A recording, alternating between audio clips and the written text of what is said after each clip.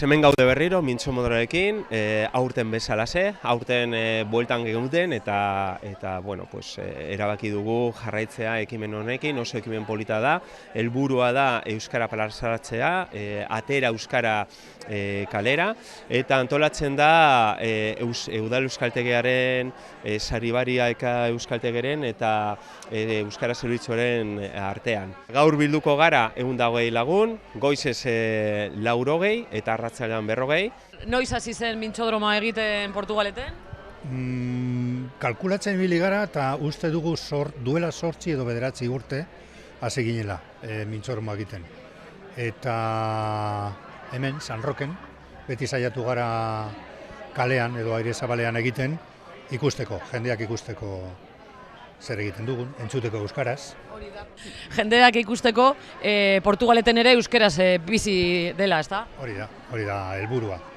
Ikasleek, euskaltegietako ikaslek edo zein euskaldunek euskara praktikatzeko aukera izan, beste euskaldun batzuk ezagutzeko aukera izan, eta horretaz aparte, jendeak entzuteko euskaraz. Eta, bueno, asmoa dela ikusgarria izan dadila, pues, jendea dagoela. Beti erabiltzen dugu topiko gizara, Portugaleten ez dagoela euskaldun nahikorik, eta erakutsi nahiko genuke hori ez dela guztiz egia. Euskaldun nahikoak dagozala, euskarazko sareak ezarri ahal izateko, eta elkar ezagutuz gero, pues, euskarazko harremanak ezarri ahal izateko. Normalean gure errua da, ezta? Euskaldunen errua da, Bai, ziur, neurri batean, beti egin dezakegu egiten duguna, baino gehiago, hori ziurra da. Baina nire mezua izango litzateke, albo batera utzi behar ditugula topikoak, betiko topikoak. Euskaldun gutxiago dagoela, daudenak nahikoak dira, euskarazko harremanak ezarri ahal izateko. Hori da mezua. Egongo dira, pues, ez dakit, zifrak ez dakizkit buruz, egongo dira, pues, 25 igual, euskaldun. Baina hala ere, amoroton, baino euskaldun gehiago bizi dira Portugaleten. Hori da. Sakabanatuta. Titular polita da hori. Noemi, bai, hori da titularra, Egunekoetan ez, portzentaietan ez, baina zenbaki absolutuetan, bai, gehiago. Noemik esaten zuen bezala, horrelako pauso pertsonalak, txikiak, baina oso importanteak, eman behar dira. Eta nik hau lotuko nuke euskaraldiarekin. Euskaraldia ere euskaraldiak horretarako balio du. Eta gogorarazi behar dugu aurten euskaraldia berriro egingo dela, azaroaren 18tik abenduaren 2, eta ez geratzeko honetan edo ez geratzeko euskaraldiaren 15 egun horietan. Eguneroko txip aldaketa hori, aldaketa eta esfortzu txiki bat da, baina, bueno, pausu txiki eta labur horiekin aurrera egiten da, ez?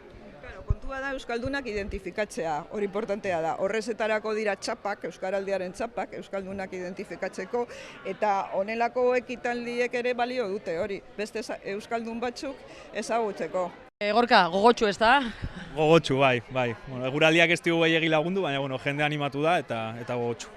Etortzen dira euskaltegietatik, ez da? Hori da, etorri dira Saribaria Eka Euskaltegitik eta gero Udal Euskaltegitik. Mintza praktika egitea beharrezkoa da. Hori da, guk beti esaten dugu euskara kalera atera behar dugula, euskara barkatu ez dela euskaltegietara mugatzen, eta guretzat garrantzitsua da olako ekimenak sortzea, olako espazioak sortzea, jendeak euskara praktikatzeko, lasaitasunez, eta horretan gabiltza. Gaurko gaiak zein izan dira? Gaurko gaiak izan dira lehenengoa musika, bigarrena erosketak beherapenekin lotuta, eta azkena udako porrak. Eta zer nola ikusten dituzu? Nik nahiko animatuta ikusten ditut, batzuei ez die denborarik eman lehenengo gaia amaitu, bigarrena hasi, ez da gogotsu dabiltza. Euskaltegian ikasten duzuna zera hobetzeko edo mintzodromoa ondo datorkizu? Bai, eta jende ezagutzeko, bai. Bai, lagunak egiteko, adibidez, zure ondoan dagoena. Euskaltegian zaude, Imarekin? Portugaleteko Udal Euskaltegian, bai. Eta ekitaldi mota honetako ekitaldiekin zera zabaltzen da euskeraz, euskeraren erabilera beraz, ez da bakarrik eletan geratzen? Normalean ikasten dugu eta gero ez dugu praktikan jartzen kaleetan. Niretzat lehenengo aldiz etorri naiz mintxodromo batera eta nik uste dut oso ondo dagoela. Eta zelan, zer deritzozu mintxodromoa? Ondo deritzot, oso ondo dago hitz egiteko, jendea ezagutzeko eta euskara praktikatzeko. Eta zelan, nola ikusten duzu zure burua mintxodromoan? Bai, ondo ikusten dut, azken finean harremanak egiten aldituzu beste pertsonekin eta hori. Eta praktika egite, igual zure burua da ze bat ateratzea edo? Ez bebi, Ah, bebi. Bai. Bueno, momentuz bebi. Momentuz. Baina gero etorkizunean ikusiko dugu. Bai. Sorte ona, ez da? Bai, eskerrik asko. Zuri.